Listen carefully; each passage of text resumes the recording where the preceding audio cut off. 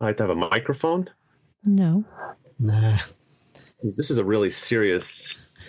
Why are you guys matching, too? What do you mean, why are we matching? Sir, we're professionals. I don't know why you have all these questions about the microphone and the matching uniforms. Oh, we like to dress nice. I didn't say you didn't like to dress nice, but professionals, I could say something off air. To answer your question, We have an event today. We have to wear a uniform. through our office, so we all had to wear the same attire. You may or may not see this same attire on Tuesday, May 20th, 2025. But you guys need to have like a song intro, too. I mean, we do have a song intro. We could intro. help you out there. It doesn't have words, though. I mean... But you're saying Andrew and Logan. That's all I got. Wow. Welcome back to Change Ed, Change it. the #1 rated education podcast in all of Pennsylvania, seeping into the other territories that are part of the United States. Did you forget what those were? Yeah, I couldn't think of The state boundaries. Northeast region? Yeah, there you go. Wow. I am your host, Andrew Kuhn, education consultant from Montgomery County Intermediate Unit. And here with me is Patrice Semachek, also an education consultant out of the Montgomery County Intermediate Unit. we are fortunate to be able to be recording this podcast Did you have to because think about the word you were going to say? I actually went with like 3 different words. And There's a lot of hesitation. Right? Like, where do we land here? No drum roll or anything. I feel valued. We are here today, everyone. Okay. This is happening. Something's happening. We're actually here because as part of what we do at Montgomery County Intermediate Unit, we get to work with so many amazing educators, and we are actually hosting a STEELS Expo. So in Pennsylvania, our new science standards, actually technology, engineering, and environmental literacy, are called STEELS. And we are hosting our 3rd annual expo to circle the wagons so that all of us collectively can learn from one another. Circle the wagons. I don't know. Do we not circle is the that? wagons? Why is that the term you chose? We are No, I'm just wondering why that's the term. we are going to circle the tricycles. Logan, we're getting to you. Hold on. We're a convening of the minds. Yeah. So for this STEELS Expo, we are pausing and focusing on our own learner as lifelong learners, as educators, to learn more about STEELS, what it means, what it looks like, the implications for us as educators, the implications for our students. And as such, we have connected with so many different partners that will be there and be present. But today we have the one, the only, all the way from, where are you from? Scranton, originally from Dalton, which is outside of Scranton, but I live outside of Ardmore. So you should have learned a little bit more about me before we started this. Yeah. Okay. Or he could have said, maybe not your physical location. Yeah. He's No. I want to know where he's from because he is the mayor of Scranton. I mean, when anywhere we go with this person, he's like, the mayor of everywhere I he know goes." so-and-so who's connected to such and such who once had a friend who had a dog who knew you. And it's like this, you are unbelievably connected. All road, it's the Mecca. Scranton is the Mecca of unfortunately, you could be anywhere and you run into someone and it happens all the time. Yeah. And we'll even say to them, oh, do you know so-and-so? They're like, oh, I wonder if their last name is this. That means they do this and they're connected to this. But we have here with us Logan Garrison.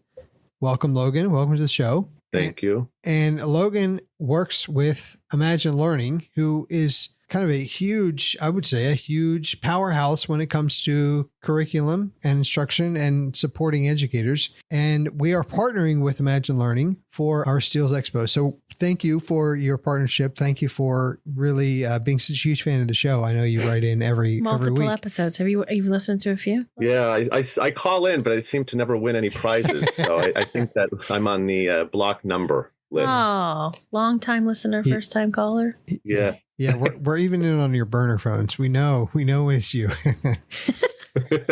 Through this partnership we have with Imagine Learning, as well as other partners, but specifically Imagine Learning, we are able to provide this needed learning for us and continued education for us as educators. And tell us a little bit about you as we dive in. Yeah, so I am the account executive for Imagine Learning, which I cover the core products. Our core products are illustrative math, EL education, Traverse, which is our history, and our Twig science. It's interesting to me because I know a lot of people will use illustrative, but have no connection. They're like, oh, you do Twig too? Like they don't make the connection sometimes. I know that you guys do a really good job of trying, but I think it's interesting where people are like, oh, we use that. Yeah, we use that too. So like they're more connected to you than people think, I think sometimes. So I guess the best way to describe it is our company started as digital ed tech company. Mm-hmm.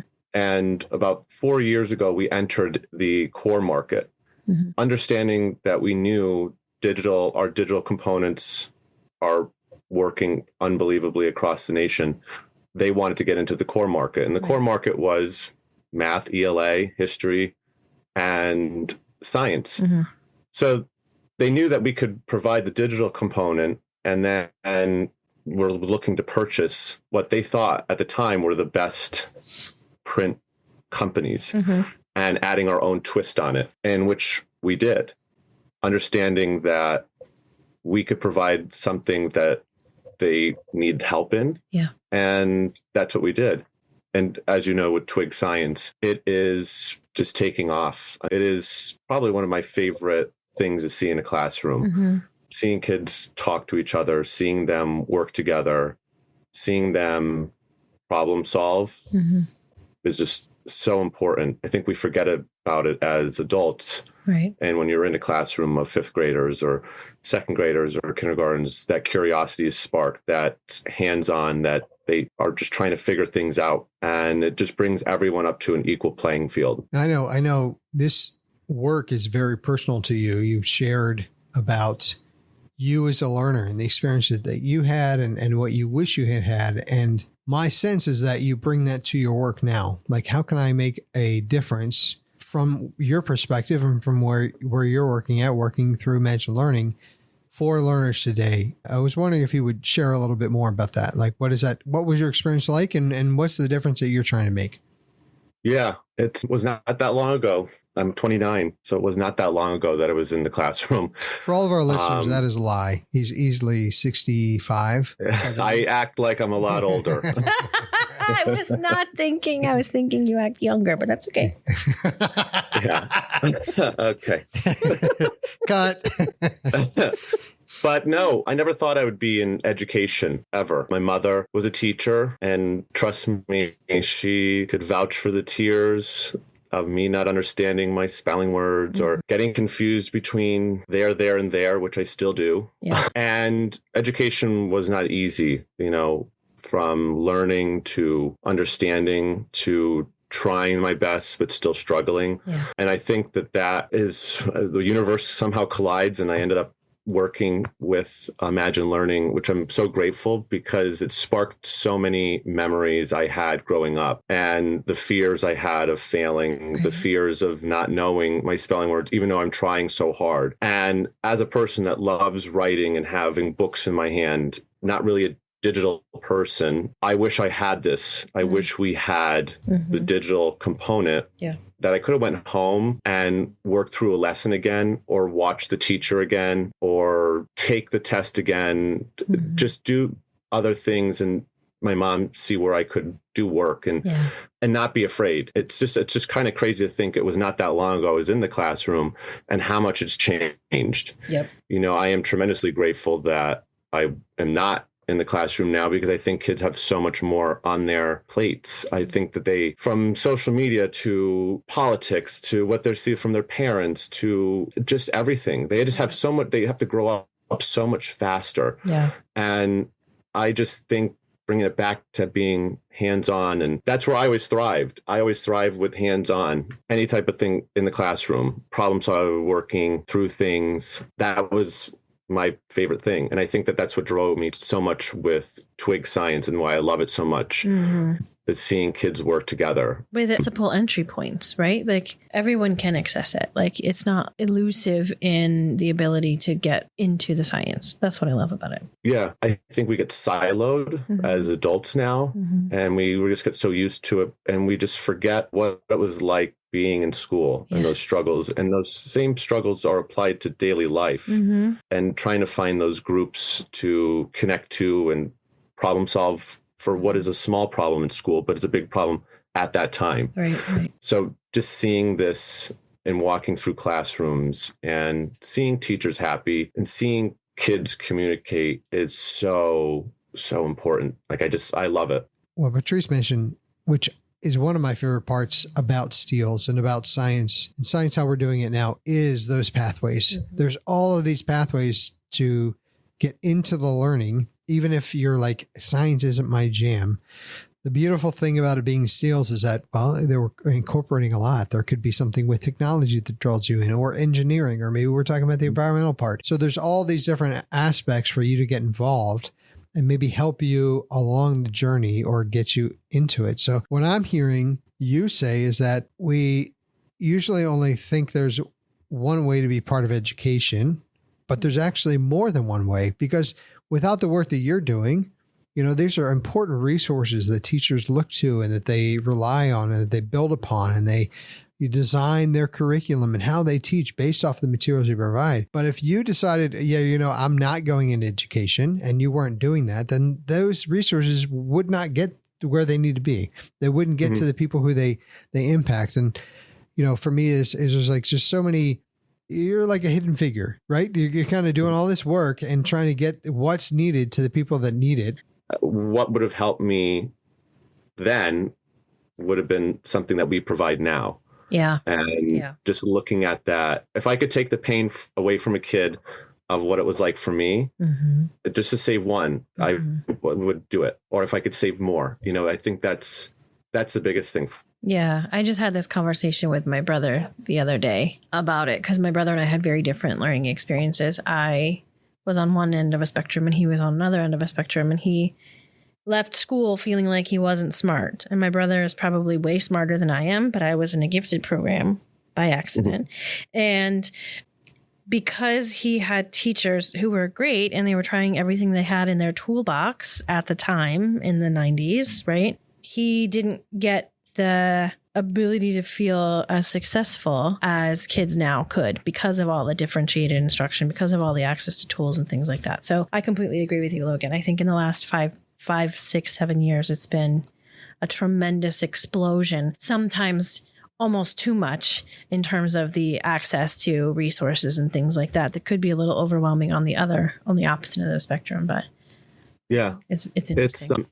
It's interesting. I look at some of my friends and they are, doing really well, but they lack a lot of kind of hands-on and working. And I grew up doing that, electrical work or, cabinetry or simple math or just, angles and they can't figure that out. That to me is like, I'm like, whoa, we're all gifted in different ways. Yeah. I think that also shoots down the kids that aren't gifted. They're not, well, what are they? They're good at something. What are they good at? Because they could be in a gifted program of something else, and building that confidence up, because like, if a kid feels that they're not valued like anyone does, they don't want to put any work in. They don't want to, they don't want to do it if they don't feel that they're valued. Well, and we're learning that the skills that are actually needed now in the workforce aren't the kids that can rote memorize things, right? Aren't the kids that can just get the straight A's or get all the answers. It's the people that know how to problem solve, how to communicate, how to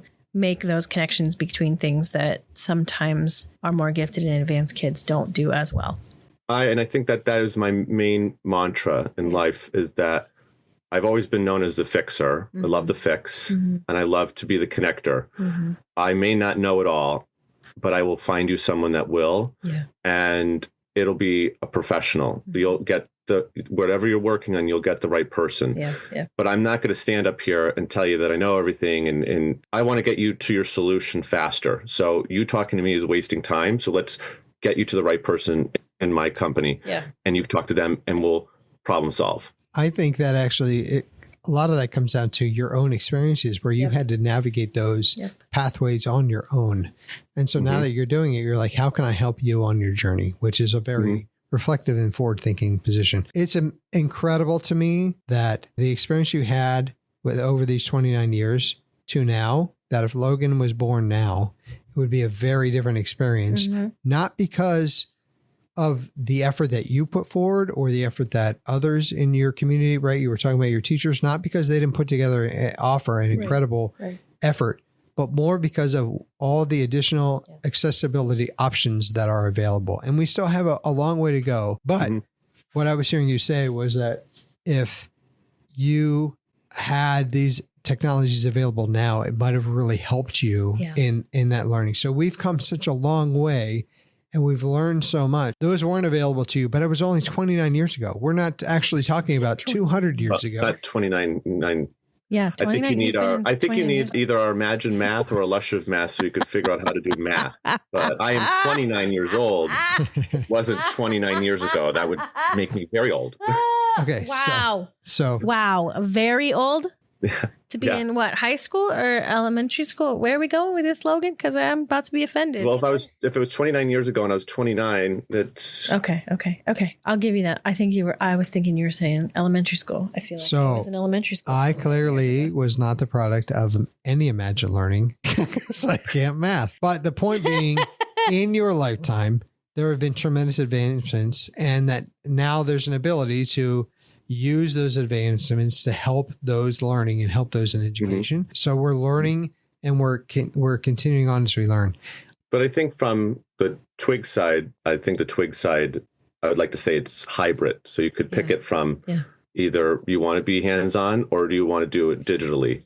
So there's that hybrid. And that's what we're learning. But I think that's important to go along with what Andrew's saying about the way that we're learning. There should be opportunities for hybrid options, right? There should be times where we are learning through doing things, but also opportunities to read about and to expand our knowledge, and to maybe there aren't opportunities. We can't all have microscopes that are strong enough to look down at blood cell structures or look at even how the chloroplast of plants and things like that. We don't have all of that necessarily at our fingertips, but we do have opportunities, like you're saying, for hybrid opportunities where maybe we could pull in a video that makes the most sense. I think that's what's so great about what's going on with curriculum now, is that there are so many options. So you make a very great point that it really does give people the opportunity to do what's best for them in that moment. And I think from your point, Andrew, about how we've changed so much in the last with 29 years, but we've changed so much in such a short time. Not only teachers have to pivot, not only districts have to pivot, and not only do parents and family members have to pivot too, because when they hear someone learning well, what are you doing? Or why are you doing it that way? Yeah. It's breaking that mold. Yeah. And we've needed to do it for a while, where it's not, watching and sitting and getting and then repeating. It's working together. It's problem solving. And I think with Twig Science, that's what I love so much about it. How much we have changed with hybrid cars and electric cars. That is what Twig Science is. It's providing actual physical teacher's edition, student edition, lab kit. And it's also providing the digital component, which is everything is digital. So if you want to use your teacher's edition on your iPad, you can. Do you want to edit that? Do you want to put in a video? Do you want to watch one of our videos that are all in-house? Do you want to do a hands-on investigation in the classroom, or do you want to do the hands-on investigation virtually on the laptop when it's a snow day? So that's what I love about it. You can do extra work if you so choose, or you don't. Well, Logan, I'll tell you this. You are absolutely our favorite person on the podcast right now. Our favorite guest. Yes. Thank you for coming on. And here's what I'm going to give for you, sir, because you've never listened before. Because you've never listened to the podcast. This is going to sound like a treat. And for Imagine Learning, because you're such good partners, I want to give you the second to last final word. Do you have a final thought, something you want to share or wrap up or put a big bow on it for everybody? when you're making a decision for a product, a decision like this for your district is a large purchase. It will affect your work. It'll affect your for years, your community. Making a decision that fast is scary, I think. And I just wish that people would have more trust. I would rather them come to a district and see it working, see it live. I'll have to listen to this podcast before we air it. So I'm like, cut this, cut that. You do not get creative control, executive producer over here. No. Like I said, if you want to do science, do Twig science. If you want to watch science, then go with someone else. It's like the old Tommy Boy saying, don't want to go with the other brake pad guy. Oh, boy, you're bringing in the great philosopher, Tommy Boy. Oh, so much wisdom there. Well, Logan, thank you for coming on. Thank you for making yourself vulnerable and coming onto a podcast and sharing a lot about who you are, but also the great work that's happening through Imagine Learning and specifically Twig as it's going to impact our participants at the expo. There's two things that really stick out here for me. Number one is that there's a lot that's changed with the STEELS standards as compared to the science standards that there were before. So when you're looking to partner with someone, you should be looking for those changes. Are they talking to me about this the way that I've always heard a curriculum company talk to me about curriculum? Or, as you've so eloquently put through this podcast, is this a hybrid approach? Am I hearing some of what, I know, but also a bridge to what's new? Or am I finding things that will help me put this together? Or is there a totally new approach that I should maybe be open to because there might be things that I'm missing? So what I'm hearing you say about the approach that Twig is taking is that they're actually modeling these new STEELS standards, that they're showing what they look like from a curriculum standpoint. And it's important for all educators to not just dismiss that, but to actually lean into that and say, what is it that's different? What is it here that I should be looking at? And how can this be a resource for me? And maybe even a tool for me to better understand on my journey of learning when it comes to these new standards. And then secondly, this is something that I've experienced as my own personal journey in life. The way that things begin is very often the way that they end. So I'm hearing you say so many things about, I just want to make sure that I can provide the support you need. If I don't have the answer, I'm going to go find it. But I can confirm that because I've seen that happen in action. It's not just words, it's who you are as a person. So I think very much not only is the product important, but also who it is you're interacting with and the relationship you have with them. And that's the part where it's like, if I'm having a hard time connecting, if I'm having a hard time getting information from you or seeing that you care, that doesn't really change once you sign on the dotted line. And so a relationship with someone like you, Logan, and there are others out there too who are so passionate about this learning and so passionate about what we're doing. Find those people, seek out those people. Logan, we look forward to seeing Twig at the expo this year. It is Tuesday, May 20th. Make sure that you do everything in your power to be there for the greatest STEELS Expo on earth. And thank you to Imagine Learning for being our partners. We're very fortunate to have you guys be platinum sponsors and to be so generous and to help our educators get where they need to go in terms of their learning. So we're very grateful to be doing business with you guys. Thank you.